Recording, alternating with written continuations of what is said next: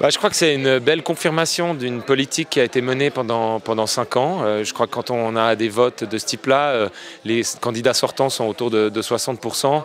C'est pas un effet de liste uniquement, c'est aussi vraiment une façon de dire que visiblement il y a une satisfaction, peut-être aussi sur le fait d'avoir empoigné des dossiers plus difficiles, les finances, la sécurité, sur lesquels on attendait peut-être un peu moins la gauche, tout en poursuivant une politique déterminée sur le logement, sur l'accueil de jour des enfants.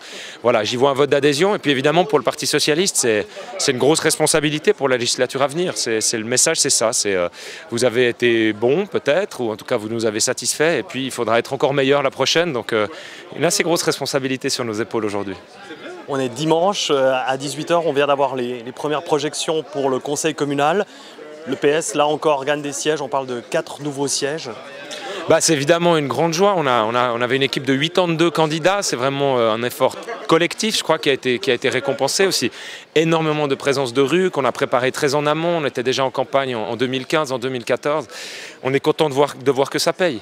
Et puis encore une fois, je crois que ce score, c'est pas seulement un résultat comme si on gagnait au loto. C'est une façon de nous dire il va falloir bouger encore un peu plus pendant la législature prochaine. On va s'y atteler dès qu'elle commencera cet été. Désormais, en tant que président de parti, vous avez un épineux dossier à prendre en main. C'est celui de la syndicature pour Lausanne, la suite de Daniel Brella. Est-ce qu'aujourd'hui, vous avez déjà un candidat officiel ? Nous, on a dit en novembre 2015 qu'on préférait faire le jeu de la transparence, qu'on souhaitait revendiquer cette syndicature si on était en position de la revendiquer, si on était confirmé par les Lausannois comme une force, la première force à la municipalité et au conseil communal. Aujourd'hui, ces conditions sont remplies.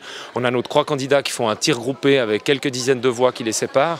Grégoire Junot sera très probablement notre candidat à la syndicature et on espère le porter dans cette fonction et on pense qu'il réussira à amener la ville finalement encore un peu plus loin et à concrétiser les nombreux projets qui l'attendent. Aujourd'hui, on a beaucoup de projets lancés. Il faut s'attaquer à la concrétisation. C'est l'enjeu de la législature. Beaucoup de médias l'ont souligné et je pense qu'ils avaient raison là-dessus.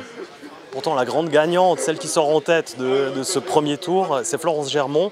Pour le Parti socialiste, ça n'aurait pas été un joli symbole de mettre une femme à la tête de Lausanne ?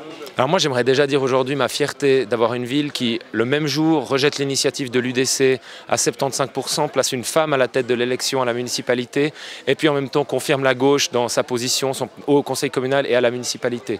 Le choix, il a été fait entre les 3 socialistes, encore une fois de façon très transparente. Il n'a frustré personne. Ils ont considéré ensemble, avec le parti, que Grégoire Junot était le mieux positionné pour reprendre cette fonction.